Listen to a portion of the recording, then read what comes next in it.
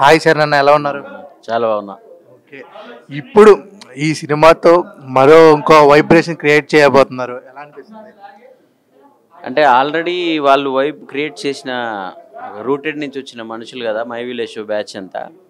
So అదొకటి నాకు ఒక అంటే వాళ్ళు వచ్చి నన్ను అప్రోచ్ అయినప్పుడు నన్ను ఎక్కువ డ్రైవ్ చేసింది అదే. అంటే ఇలా అలాంటి ఇప్పుడు ఏదైనా సినిమాలకి కొంచెం ఏదైనా పబ్లిసిటీ కావాలంటే వాళ్ళని వాడుకుంటున్నారు. అలాంటి వాళ్ళే సినిమా చేస్తే ఎలా ఉంటుంది, అలాంటి వాళ్ళతో పని చేస్తే బాగుంటుంది అని. అలాగే G5 మధుర శ్రీధర్ గారు వీళ్ళందరూ కూడా మనకు మంచి పేరున్న వాళ్ళు. G5తో నాకు విమానం అనే ఒక మంచి పాజిటివ్ ఉంది వాళ్ళతో జర్నీ.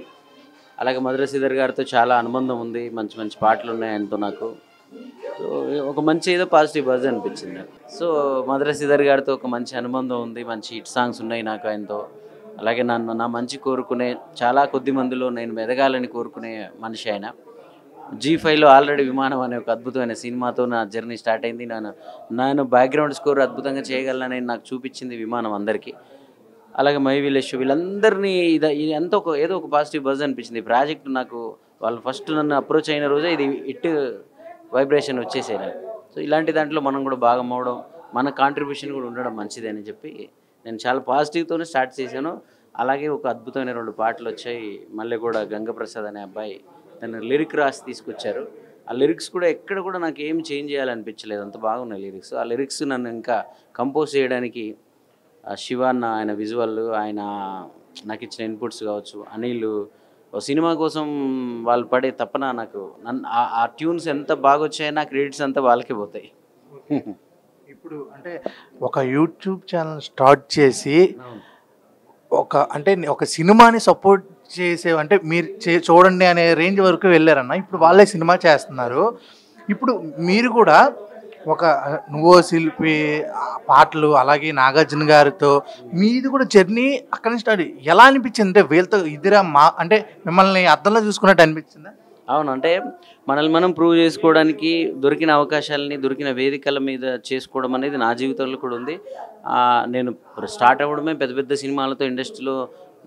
నాకు ఊహ తెలియనప్పుడే కొంచెం అప్పుడప్పుడే నేను మంచి యుక్త వయసులో ఉన్నప్పుడే నేను పెద్ద సినిమాలకు పనిచేశాను. బట్ ఏదో తెలియదు, నాలో ఉన్న కంపోజర్ని నేను సరైన విధంగా ఆవిష్కరించుకోలేకపోయాననే బాధతో నేను యూట్యూబ్ వైపు వెళ్ళాను. అదే యూట్యూబ్లో స్టార్ట్ అయ్యి వాళ్ళు ఈరోజు సినిమా దాకా వచ్చారు.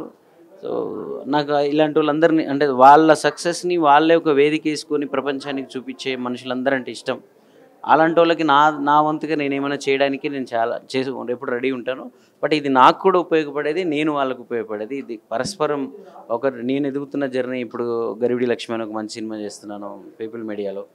ఇంకా కొన్ని మంచి సినిమాలు చాలా జరుగుతున్నాయి. వీటి మధ్యలో వెబ్ సిరీస్ అనేది నాకు కొత్త అనుభవం. నేను ఇంతవరకు వెబ్ సిరీస్ చేయడం కాదు, సరిగా చూడలేదు వెబ్ సిరీస్. నేను సినిమా పిచ్చోని, సినిమాలే చూస్తాను కాబట్టి.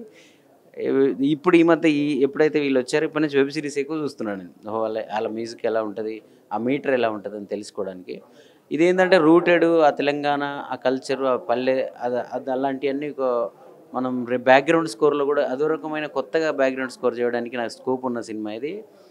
స్క్రిప్ట్ కూడా నేను వాళ్ళు చెప్పినప్పుడే, నేను శివన్న నాకు చెప్తున్నప్పుడే నేను ఎంత ఎంజాయ్ చేశానంటే అలా కరీంనగర్లోకి, నల్గొండలోకి, ఆ పల్లెల్లోకి వెళ్ళి తిరుగుతున్నట్టు ఆ మనుషులతో. ఇప్పుడు ఈ మధ్య ఊరికి వెళ్ళక కూడా చాలా రోజులు అవుతుంది బిజీ అయిపోయి.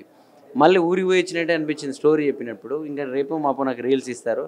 ఇంక ఎవ్రీడే మేము విలేజ్కి వెళ్తుంటే విలేజ్కి వెళ్ళాల్సిన అవసరం లేకుండా మాకు ఊరికి వెళ్ళాలనే థాట్ వస్తే మోతేవారి లవ్ స్టోరీ అలా చూసుకుంటాము.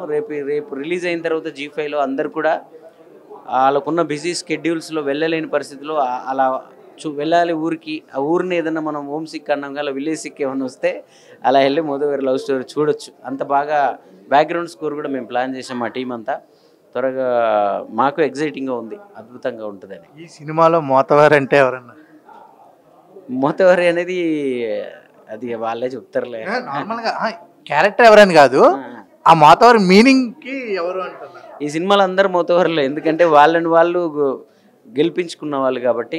అలా గెలిపించుకున్న సినిమాలోనే కాదు, బయటనైనా ఎక్కడైనా మీ మీడియాలోనైనా ఎవరైనా మనల్ని మనం మన గెలుపుకు మనమే కారణమైనోడే మోతవారి, ఎవడో గెలిపించినోడు కాకుండా. సో ఈ మై విలేజ్ టీం అంతా కూడా మోతవారులే. వాళ్ళు అనుకున్న G5 మోతవారే, మధుర శ్రీధర్ గారు మోతవారే, మ్యూజిక్ డైరెక్టర్ నేను మోతవారినే. రేపు చూస్తున్న చూడబోయే ఆడియన్స్ అందరూ కూడా మోతవారులే. ఓకే అన్న. అంటే ఇంకోటి, మీరు ఏ పాట రాసినా ఏ లిరిక్ రాసినా ఒక మనిషిని అంటే అక్కడ కూర్చొని అవ్వదు, అది వినగానే ఏదో ఒకటి చేయాలి, ఏదో ఒకటి అవ్వాలి అన్నట్టు ఉంటుంది. దీంట్లో కూడా ఆ ఇన్స్పిరేషన్ సాంగ్స్ ఏమైనా ఉన్నాయా? దీంట్లో ఇన్స్పిరేషన్ లేదు, బట్ సరదా సరదానే ఉంది. ఒక పాట ఇప్పుడు ఈ ట్రెండ్కి తగ్గట్టు ఒక పాట ఉంటుంది, రాహుల్ సిప్లిగంజ్ పాడాడు. ఇంకో పాట పాతకాలం, అప్పటి ఒక 50 years బ్యాక్ ఆ కాలంలోకి తీసుకెళ్ళి మనల్ని ట్రాన్స్లోకి తీసుకెళ్ళి ఒక మంచి లవ్ సాంగ్ ఉంది. సో ఈ 2 పాటలు డిఫరెంట్ ఉంటాయి. బ్యాక్గ్రౌండ్ స్కోర్ చేస్తున్నప్పుడు ఏమైనా ఐడియా వస్తే అలాంటి ఇన్స్పిరేషన్ ఏదైనా నాకు అక్కడ స్పేస్ ఉంటే తీసుకుంటాను, చేస్తాను. Thank you very much, all the best. ఇంకా చాలా మూవీస్తో కలవాలని మనస్ఫూర్తిగా కోరుకుంటున్నాను. Thank you.